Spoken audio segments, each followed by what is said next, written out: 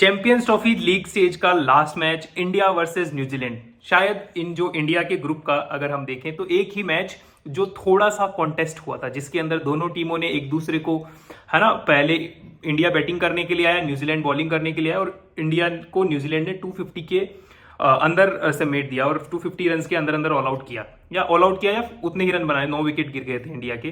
जिस तरीके से इंडिया की बैटिंग शुरू होती है, Rohit Sharma, Virat Kohli, Shubman Gill, top order fail हो जाता है, अच्छा नहीं खेल पाता है, जिसमें से शुभमन गिल तो एलबीडब्ल्यू आउट होते हैं, रोहित शर्मा वही उनका जो अंदाज है जिसमें खेलने की कोशिश करते हैं, एक दो चौके मारते हैं, आउट हो जाते हैं। और विराट कोहली का जो स्टनिंग कैच ग्लेन फिलिप्स ने लिया है, भाई दे से Kiwis can't fly, who says Kiwis can't fly? Kiwis can fly. We can see Glenn Phillips. He can fly. And there are many more Kiwi players who can fly. जिस तरीके से Glenn Philip ने रिजवान का catch लिया था पाकिस्तान वाले match में, similarly same point पे विराट कोहली का कैच, 1 सेकेंड का जो 68th पार्ट होता है, 68th पार्ट, उतना ही उसके पास रिएक्शन टाइम था और उसमें भी उड़ के जिस तरीके से उस बंदे ने कैच लिया है, दैट वाज फिनोमिनल। भाई साहब, वर्ल्ड क्रिकेट के अंदर अगर हम देखें यार्ड्स के अंदर फील्डिंग करने के लिए उससे बढ़िया कोई इस वक्त कोई दूसरा फील्डर है, मुझे नहीं लगता कोई है, जिस तरीके की उसने फील्डिंग की है। और वैसे भी न्यूजीलैंड टीम जो है वो अपनी फील्डिंग के लिए जानी जाती है। उसके बाद में भी एक दो कैचेस थे वो बहुत बढ़िया लेते हैं। उसके जवाब में अपने अक्षर पटेल ने भी एक बहुत शानदार कैच लेके ऑस्ट्रेलिया जो न्यूजीलैंड टीम है उसका फर्स्ट विकेट जो अक्षर पटेल ने जो शानदार कैच लिया था और इतनी दूर से दौड़ के आए और उसको बहुत ही शानदार फ्लाइंग कैच वो लिया था, वो भी बहुत अच्छा था। बट जो कंटिन्यूअसली कर रहे हैं ना, ग्लेन फिलिप्स सिर्फ यहाँ पे नहीं है, वो एक ऑस्ट्रेलिया सीरीज के साथ टेस्ट मैच में भी उन्होंने इसी तरीके का कैच लिया था।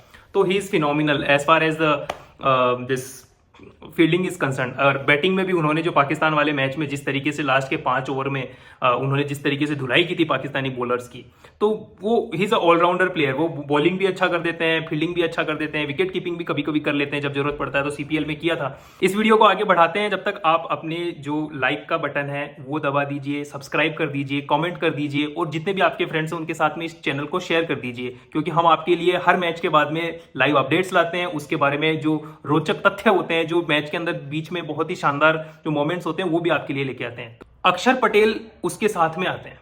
अक्षर पटेल जो इस वक्त टीम इंडिया के लिए कर रहे हैं, अक्षर पटेल जिस तरीके से पहले इंडिया के लिए खेलते थे कि हाँ भाई बॉलर जिसको थोड़ा थोड़ा बैटिंग आता है, नहीं, वो 5वें नंबर पे बैटिंग कर रहे हैं भाई, 5वें नंबर पे बैटिंग कर रहा है वो बंदा। 10 ओवर डाल के जाता है, 31 रन देता है और एक उसमें से विकेट भी मिलता है उसको।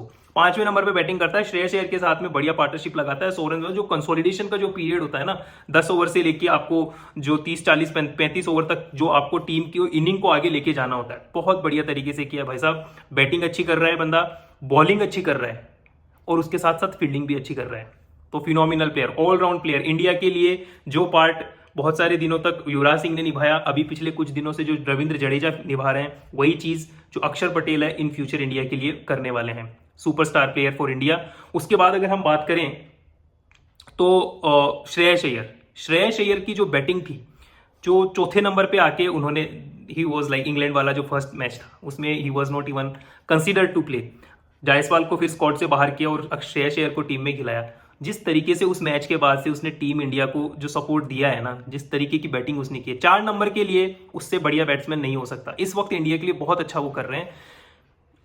टॉप ऑर्डर आपका पूरा जल्दी आउट हो गया, अब आपको जरूरत है कंसोलिडेशन की, तो श्रेयस अय्यर ने वो कंसोलिडेशन दिया। आज जरूरत थी तो कंसोलिडेशन दिया। वर्ल्ड कप में जब जरूरत थी, टॉप ऑर्डर अच्छा खेला है, 35-40 ओवर तक के बाद में आउट हो गया, तो लास्ट के 10 ओवर के अंदर जो 30 बॉल्स है, 30 बॉल्स के अंदर कैसे 65 रन बनाए, वो भी वो बंदा करना जानता है। और जब जरूरत पड़ी तो बैटिंग को कंसोलिडेट किया, जो 5वें नंबर के बैट्समैन अक्षर पटेल आए उनके साथ किया, तो वो भी एक फिनोमिनल था। उसके बाद केएल राहुल की अगर बात करें, बंदा मौके मिल रहे हैं, देखो you have to adjust in the situation. अब आपको बता दिया गया है कि आपको इस नंबर पे खेलना है, अब यही है जो है। अब उसके अंदर आपको जो मौके मिल रहे हैं उनको भुनाना पड़ेगा। वैसा वहां पे ऋषभ पंत था, वो डगआउट में बैठा है, ही इज वेटिंग। उसको ऐसा वेट है कि भाई चलो ठीक है, कभी तो टीम में खेलने को जब मौका मिलेगा।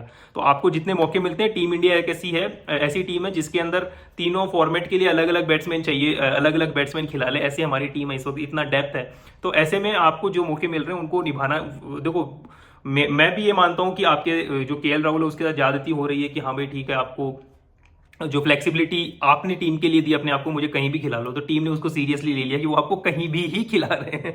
वो उनको जहां मन करता है वहां वो आपको खिला लेते हैं। एंड उसके बाद हम बात करें हार्दिक पांड्या। भाई साहब, आपको ना तो खुद की सेंचुरी बनानी है, या ना तो आपको खुद का माइलस्टोन पूरा करना, ना किसी और का माइलस्टोन पूरा करने देना। 45 पे थे, बनाते ना एक बढ़िया सा छक्का लगा के 50 करते, खुद की 50 भी नहीं बनी, बट बहुत अच्छा अपने मतलब 45 बॉल्स में 45 रन ऐसी पिच पे। It was a brave inning, बहुत बढ़िया उन्होंने भी योगदान दिया टीम में, उसकी वजह से 250 रन। जब मिड इनिंग में हम देखें तो ऐसा लग रहा था कि ये एक फाइटिंग टोटल होगा और शायद न्यूजीलैंड इसको टोटल को जो चेज भी कर सकती। It was just a par score, वैसे पार स्कोर 260 270 था, बट इंडिया के पास जो स्पिनर्स जो इंडिया ने खिलाए, 4 स्पिनर इंडिया ने खिलाए। जब स्क्वाड अनाउंस हुआ था तो सब लोग बोल रहे थे कि अभी अभी जो टूर्नामेंट हुआ है IL T20 उसके अंदर फास्ट बॉलर्स को विकेट्स मिले हैं, बट इंडिया ने 5 स्पिनर्स क्यों लेके गया है। लेकिन वहां पे इंडिया 5 स्पिनर्स लेके गया, आज 4 स्पिनर्स उसमें से खिलाए भी हैं। जबकि रोहित शर्मा से पूछा गया तो he said no no no no, हमारे पास 2 ऑलराउंडर है, स्पिनर 3 ही है। बट ठीक है, 3 ऑलराउंडर 2 स्पिनर है, वरुण चक्रवर्ती, कुलदीप यादव स्पिनर उन्होंने बताया, वाशिंगटन सुंदर, रविंद्र जडेजा और अक्षर पटेल उनको ऑलराउंडर बताया। तो जो भी था, आज जो 4 स्पिनर्स ने बहुत अच्छी बॉलिंग की। अगर हम फास्ट बॉलर्स की बात करें तो 4-4 ओवर शामी और पांड्या ने डाले थे, तो 8 ओवर टोटल डाले, तो बाकी के बचे 45 ओवर्स में से ऑलमोस्ट अगर हम देखें 37 ओवर्स वो स्पिनर्स ने डाले थे, और उन्होंने बहुत बढ़िया जॉब भी करके दिया है। They did a fabulous job. जिस तरीके से केन विलियमसन ने बैटिंग की, केन विलियमसन ने एंड तक फाइट दिखाने की कोशिश की, बट जहां पे एक्सेलरेटर पे बटन या पैर दबाना था वहां से वो थोड़ा फेल हो गए। जैसे बड़ी शॉट मारने की कोशिश की तो आउट हो गए, LBW आउट होते गए, और स्पिन बॉल इतना कर रही थी कि देखो आपको अभी दुबई के जो ग्राउंड है वहां पे चेज करने के लिए नहीं जाना चाहिए। जो मैच इंडिया पाकिस्तान और इंडिया बांग्लादेश में इंडिया ने जिस तरीके से चेज किया, ऐसे लग रहा था कि chasing is too easy, but it was not easy. It was easy just because जिस तरीके से विराट कोहली जैसे ने सेंचुरी बनाई, उस चेज को इजी बनाया। It was not that easy chase. हमने आज देखा है कि दुबई के पिच पे चेज करना इजी नहीं है, और बांग्लादेश वाले मैच में भी थोड़े बहुत ऐसे लगा था एक पॉइंट पे कि हाँ भाई ठीक है, थोड़ी मुश्किलें आई थी, बट इंडिया ने वो भी चेज कर लिया था।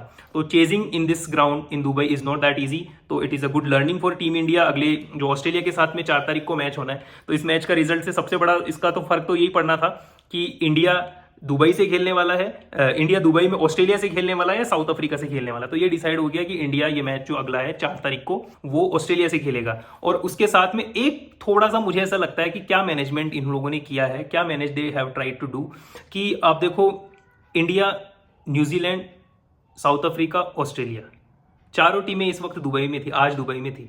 अब अगर इंडिया आज जीत गई है तो Australia will stay in Dubai. South Africa Lahore से दुबई आई थी, अब दुबई से वापस लाहौर जाएगी 5 तारीख का मैच न्यूजीलैंड से खेलने के लिए। तो न्यूजीलैंड को तो ऑब्वियसली जाना ही था यहां से मैच फिनिश करके।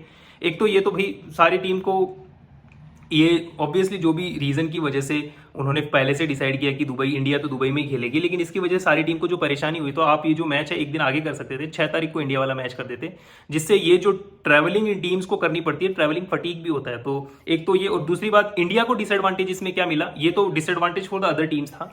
इंडिया को डिसएडवांटेज क्या मिला इसमें कि इंडिया आज 2 तारीख को मैच हुआ है फिनिश।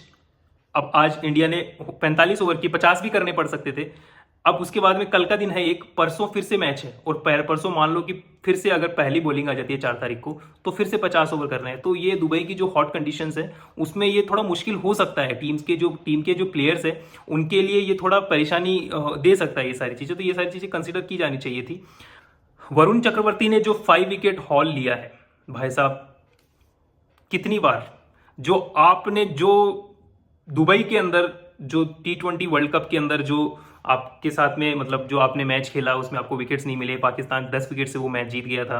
पहली बार किसी वर्ल्ड कप टूर्नामेंट पे पाकिस्तान इंडिया के सामने जीता था, तो वो that would have been, India भी आपको बहुत ही होप्स के साथ में वहां पे लेके गया, तो आपको थोड़ा ऐसे बुरा लगा होगा। बट जिस तरीके से रिडम्पशन आज हुआ है, जिस तरीके से आपने न्यूजीलैंड के सामने उसी मैदान में जो बॉलिंग परफॉर्मेंस दिखाया है, great performance by Varun Chakravarthy. इसमें थोड़ा क्रेडिट मैं दूंगा कैप्टन को।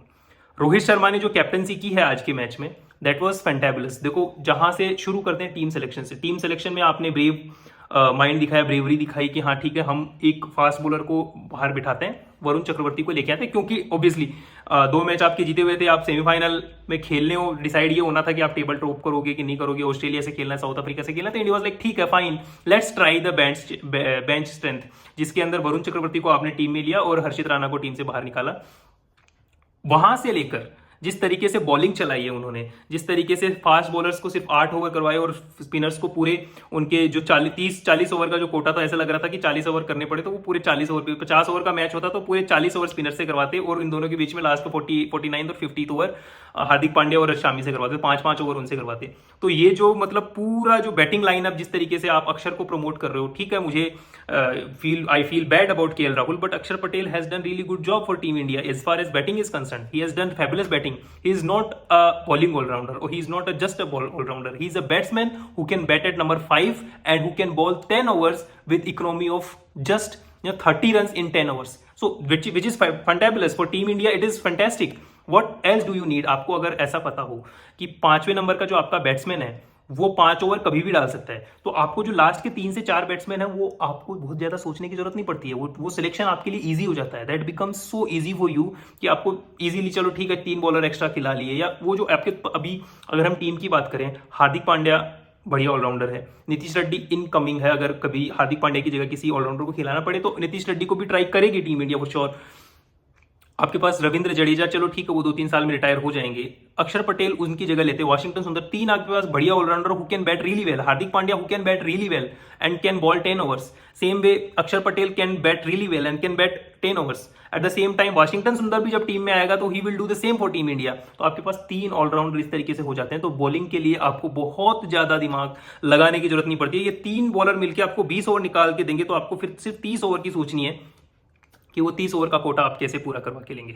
तो ये एक बहुत ही प्लस एडवांटेज है फॉर टीम इंडिया। आप अपने जो लाइक का बटन है वो दबा दीजिए, सब्सक्राइब कर दीजिए, कमेंट कर दीजिए, और जितने भी आपके फ्रेंड्स हैं उनके साथ में इस चैनल को शेयर कर दीजिए, क्योंकि हम आपके लिए हर मैच के बाद में लाइव अपडेट्स लाते हैं, उसके बारे में जो रोचक तथ्य होते हैं, जो मैच के अंदर बीच में बहुत ही शानदार जो मोमेंट्स होते हैं वो भी आपके लिए लेके आते हैं। तो don't forget to press the bell icon as well.